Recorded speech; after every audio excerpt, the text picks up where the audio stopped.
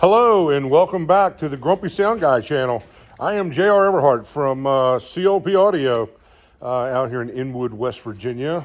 I tried to do this on TikTok and it ended up being like, 7 parts of 3-minute videos or whatever. And now that we have the YouTube channel, it's a much more chilled out, laid back, environment to be able to go deep on what it takes to make money in the production industry. Probably, I guess we should start with the fact that the biggest question I get asked is, should I go to sound school? Should I go to school at all? I get parents that come to me at gigs sometimes and say, hey, I have a kid coming out of high school. Even, in fact, here recently in one of my Christian groups, I had a guy send me a private message. We have a men's discipleship thing that meets over Zoom, and one of the guys sent me a private message and said his kid's coming out of high school and wants to get into the production industry, and, do I recommend a school? He lives out in the Midwest, so he's not in our area here in the Mid-Atlantic, but here's my take on all that. My take is I came up in this business, the hard way, school of hard knocks. I was a drummer. I had, a pretty good drumming thing going on, was, playing on the road mostly full time, and realized that the production guys were making more money than me. And I wanted to do this full time, and I was dead serious about it, so I wanted to be in a position at the door of opportunity any way I could. So I just started hanging out with the production guys and slowly kind of just got out of the band thing and just got more into the production stuff. And got really fortunate to work around some guys that really knew what they were doing and were really gifted and talented. They weren't the easiest guys in the world to work for, but at the same time, I was so happy just to be part of the conversation, just to be part of, that group of guys and be able to stand in those circles and listen to them talk about gear and, talk about why they do what they do or how they do what they do and, the business side of the music, industry and, all that kind of stuff. And I was just a sponge. I just, humbled myself, kept my mouth shut, took all the verbal abuse because there was tons of that, and just wanted to learn. I was just that desperate to learn. So I'm always going to be the kind of guy who says that, you can do anything you set your mind to. And I did it way before the internet even came around. We're talking back like in the, early to mid 90s or whatever, when all that stuff, started with me. By 95, 96, I had the first entity of Christ-like Productions, which is now CLP Audio.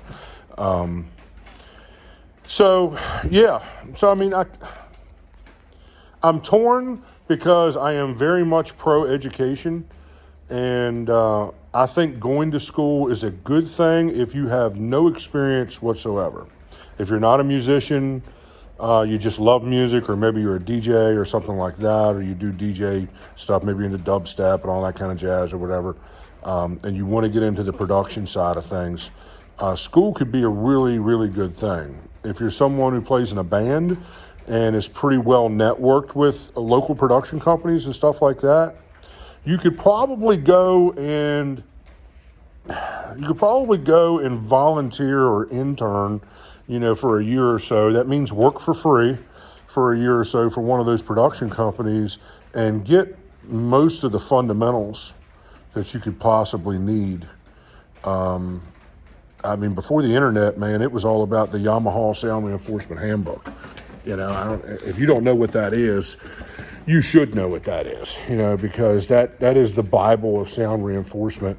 And it's the knowledge there is uncomparable, to anything else that I'm aware of anyways. Of course, I'm kind of out of the education realm to a certain degree these days because I'm so busy just out here working. But if you went and interned for a company for a year or so and you really were someone who wasn't afraid to work wasn't afraid of the manual labor that's involved in live, production work. You'll probably end up landing a job, some kind of paid gig, and then you just slowly work your way up through the industry. You slowly build a reputation, humble yourself, that's the big thing, and be patient because it takes time. Now, and that doesn't even bring into account that now you have YouTube like this, and you have all these online resources where you can go and you can study and you can learn, a lot of the fundamentals of production work, through that avenue. But I say all that with a grain of salt because on the other side of that, when you go to school, you're going to go and sit in classroom time and learn all those fundamentals. My only thing is if you're going to go to school, I would suggest you go to, a legit 4-year university where you're going to walk away with a bachelor's degree in something because, the music industry is very inconsistent. It is a running joke inside the business that the only consistent thing about the music business is its inconsistency.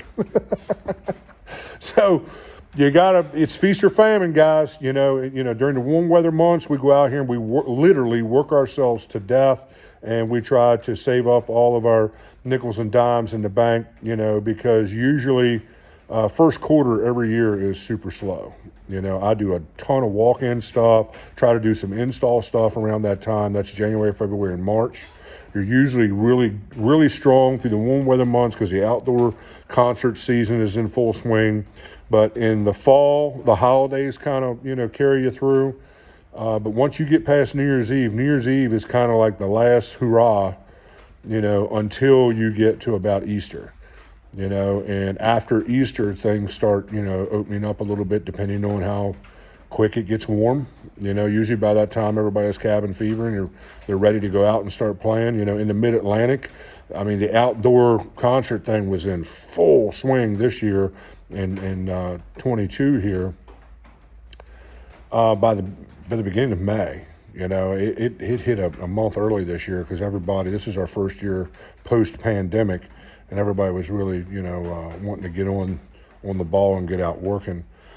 So you're either going to have to be in a situation where you're still living at home with mom and dad, which is not a bad thing, or you got somebody who can support you while you're going to school or while you're doing the internship. I work hand in hand with Shenandoah University with their audio class, or their audio studies, and intern some of their guys from time to time.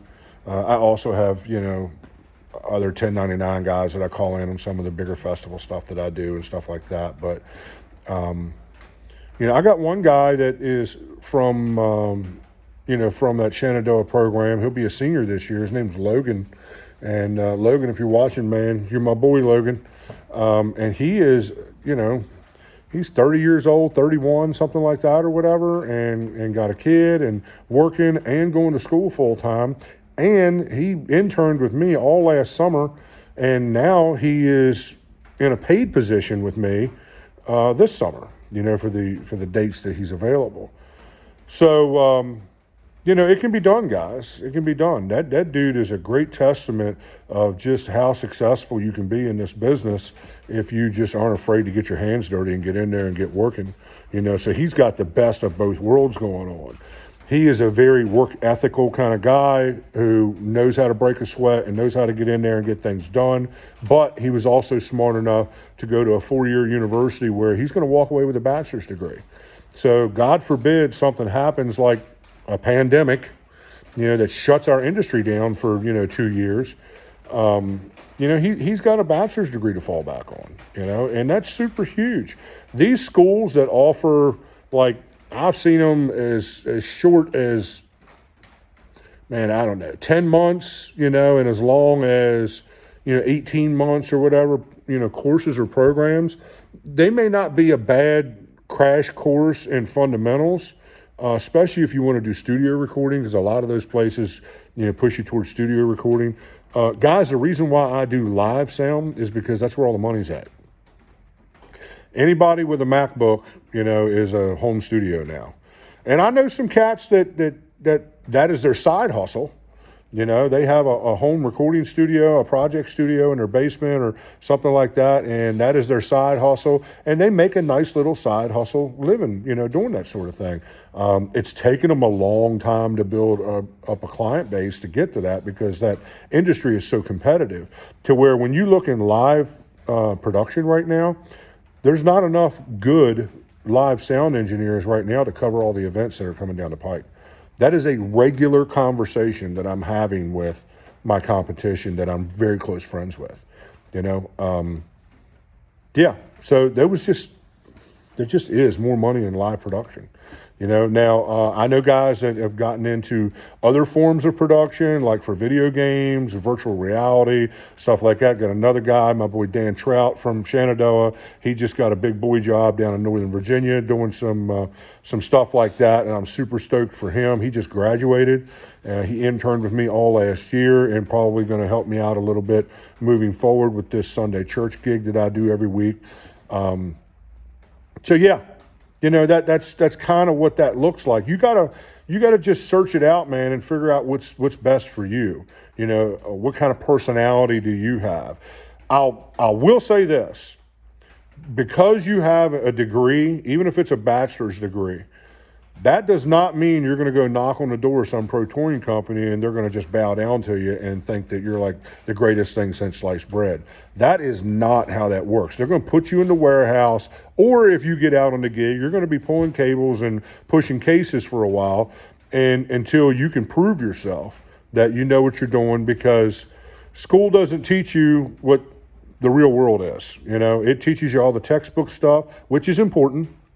But getting out here and actually doing it is a whole other thing altogether. And there's no comparison to getting that kind of, that kind of hands-on experience. You know what I mean? So, if you think you're going to go to some 14-month, sound school and, come out of there and going to have, record companies, licking your toes to mix their albums in some studio in Nashville, New York, LA, or Dallas or Austin or something, it's not going to work out that way. Your degree does not guarantee you anything, except you just communicated to the person you're applying for the job to that you can commit to something and complete it, because that's what a college degree communicates, and that you have some fundamentals. But you basically have no other experience. You have no real world experience. If you do, it's probably limited from a short internship or something like that. And you're just going to have to get in there and work your way up the ladder just like everybody else. And that's something that's not necessarily popular with, a lot of guys coming out of college these days. They think because, they went to college or they went to school or they have some kind of credential that should automatically buy them, the kind of day rate that I get, and I got over 30 years of experience doing this and done it in 1,000 different, directions, 1,000 different types of production and all that kind of stuff. I owned a studio twice, or was partners in a studio once and had my own studio a second time, and have done countless, studio projects, recording, drumming, the whole 9 yards, and I wouldn't call myself a studio engineer, but I can open a studio tomorrow and pump out little local, 8-song, albums for my local metal band or something. It's not the end of the world, but I could never make a living as a studio engineer, because I don't consider myself a studio engineer. It's a different discipline. It really is. But I am very much a live sound engineer and a system tech, and, I'm really good with all that kind of stuff. And I have a reputation doing that, So I guess we'll just, cap it there with the educational, side of this conversation in this video.